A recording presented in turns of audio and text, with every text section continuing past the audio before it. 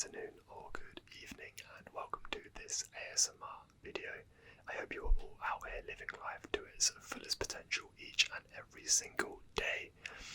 Super excited to be back here with you guys, and in today's vibe we've got some scary ocean facts for you. I had a lot of fun putting this one together for you, learned a lot whilst doing it. I couldn't find any one particular place that had all the facts I needed, so I ended up using a variety of different sources to kind of compile my own list. Before we begin, if you're into ASMR, interesting topics, and in general just expanding your knowledge, then you've come to the right place, because it's all we do, and we upload 2 to 3 times every single week. So if that's your thing, then be sure to subscribe and hit the bell icon to be notified each and every time we upload a new video. With that being said, let's dive right into today's video. Fact number 1. The ocean is full of black holes. Some of the largest black holes in the ocean are mathematically equivalent to the mysterious black holes of space, although these black holes are known as eddies. Eddies are huge bodies of water that create circular currents and are constantly in motion. These eddies are so tightly shielded by circular wave paths that nothing caught up in them can escape.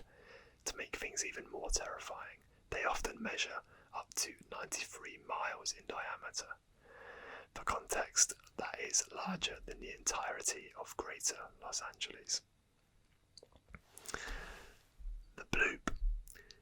In 1997, the National Oceanic and Atmospheric Administration discovered a screeching bloop deemed the bloop coming from the depths of the ocean. To this day, no one knows for certain what it came from, though the NOAA scientists have speculated it could be due to glacial movement. Venomous animals. The Australian box jellyfish is the most venomous marine animal on the ocean. These potential threats, along with the pufferfish that contains enough toxins to kill 30 adult humans, to which there is no antidote, and the barracuda, which can reach speeds of up to 25 miles per hour when on the attack. The ocean is a lightning magnet. While the ocean may not get struck by lightning as often as land, when it does, the result can be catastrophic. Because the water is a conductive substance, the lightning spreads rapidly over large distances and can electrocute nearby boats and fish that are near the surface. Tsunamis. Tsunamis can travel at speeds of about 500 miles or 805 kilometers per hour, almost as fast as a jet plane, and have been recorded as being as large as 100 feet. Most tsunamis are caused by earthquakes, volcanic eruptions, landslides, or basically any large-scale disturbances in the sea. If we were ever struck by an asteroid, most of the damage it would cause would be a product of the tsunamis that it creates. The Bermuda Triangle. This 500,000 square mile area of the Atlantic Ocean is steeped in terrifying mystery and folklore. As legend has it, once a ship or vessel enters the triangle, they'll be lucky if they ever return. According to History.com, the most chilling case of these mysterious disappearances occurred when the USS Cyclops, a 542-foot-long Navy cargo ship with over 300 men and 10,000 tons of manganese ore on board, sank somewhere in the triangle.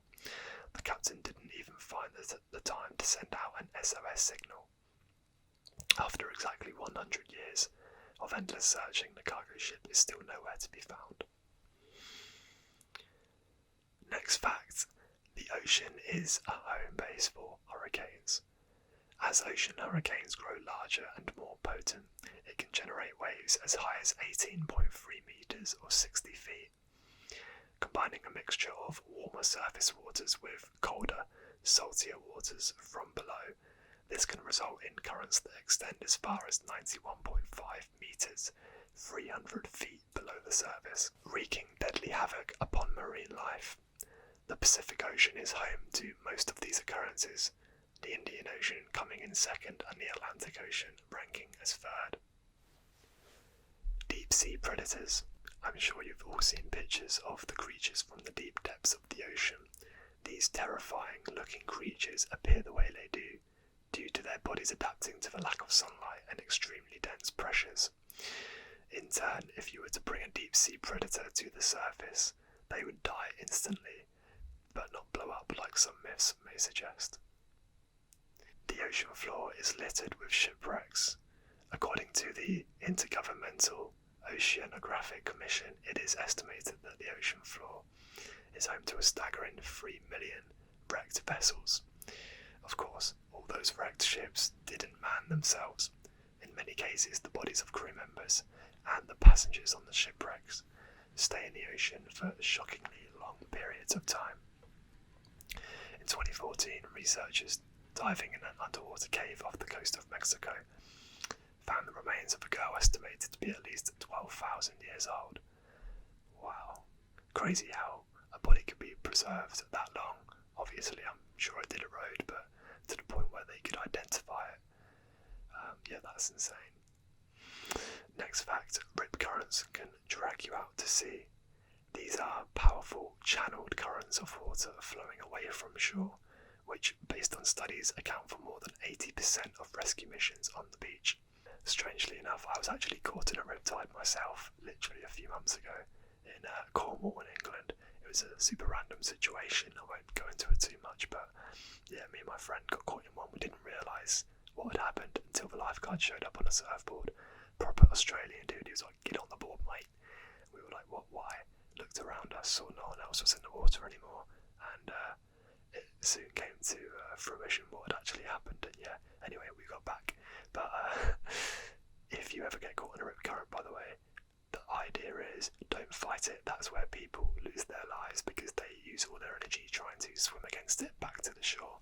But that won't work. You can't outswim a current that strong. The idea is to let it drift you out to sea, because eventually it will stop. You won't just keep going out to sea. You will stop, and often it will actually bring you along the shoreline parallel to a place where there is no rip current.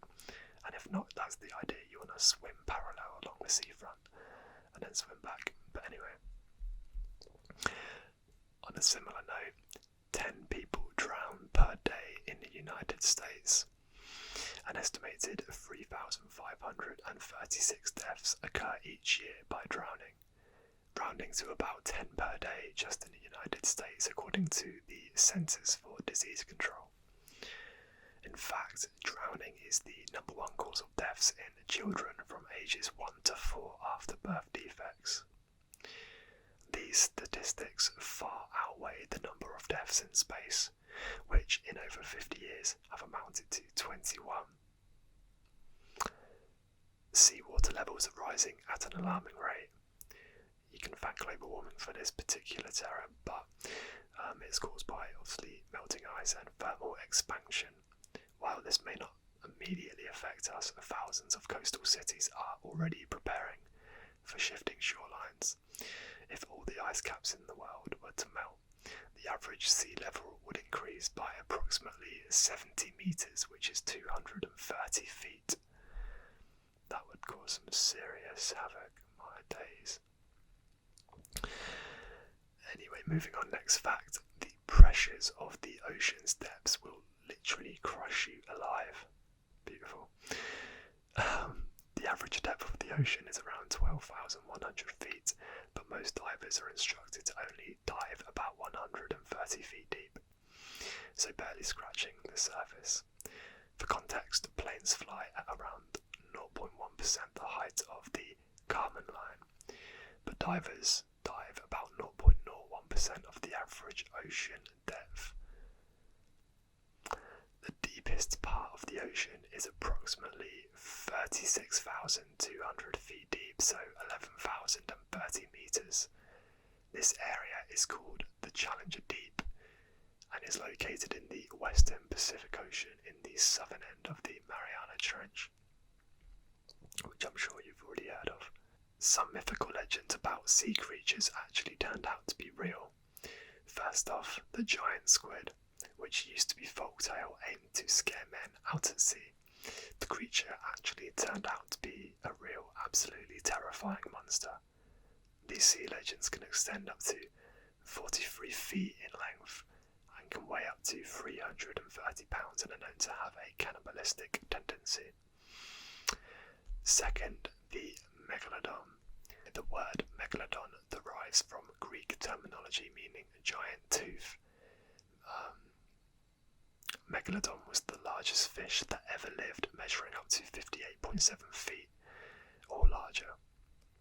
That's about 3 times as big as the largest sharks in the ocean today.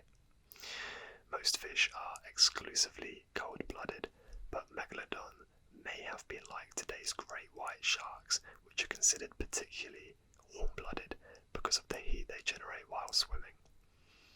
This would have allowed them to hunt in colder waters. Deep-sea dragonfish and vampire squid are also very real and terrifying creatures that can be found in the ocean.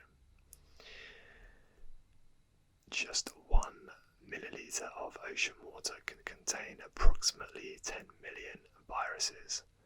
In fact, the number of viruses in the ocean outnumbers the amount of stars in the Milky Way. That is crazy, crazy numbers. Hydrothermal vents, also known as deep sea vents, can reach up to 700 degrees Fahrenheit.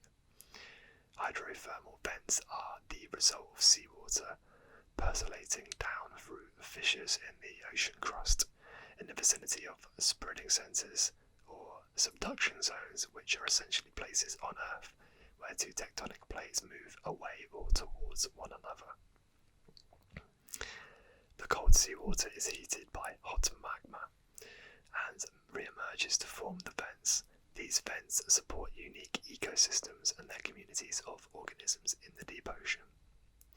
They also provide a laboratory in which scientists can study changes to the ocean and how life on Earth could have potentially begun. Corals are living, breathing creatures. Yep, those things that look and act like rocks are actually classified as marine invertebrate, which we actually went over in a different video, made up of thousands of tiny creatures called polyps. No idea how something with no eyes, mouth or appendages can be considered a living organism, but hey, they're the experts, alright? Great white sharks congregate in mass every year in a remote spot in the Pacific Ocean known as the White Shark Cafe. It's thought that the reason for the meetup is to partake in a lek-like mating system. Leks are assembly areas where animals congregate to carry out complex courtship behaviours. Typically, males will gather together in an area to engage in endurance rivalry, and females will visit the lek with the purpose of finding a mate. Leks are used for reproduction by many migratory species including birds, mammals, reptiles, insects and fish. Leks have not been observed in great white sharks before. In general, the mating system of great whites remains somewhat of a mystery because this species are very difficult to observe in the vast and open ocean.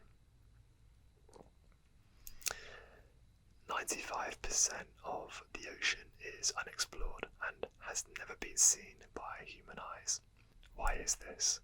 Well, the intense pressures in the deep ocean make it an extremely inhospitable and difficult environment to explore.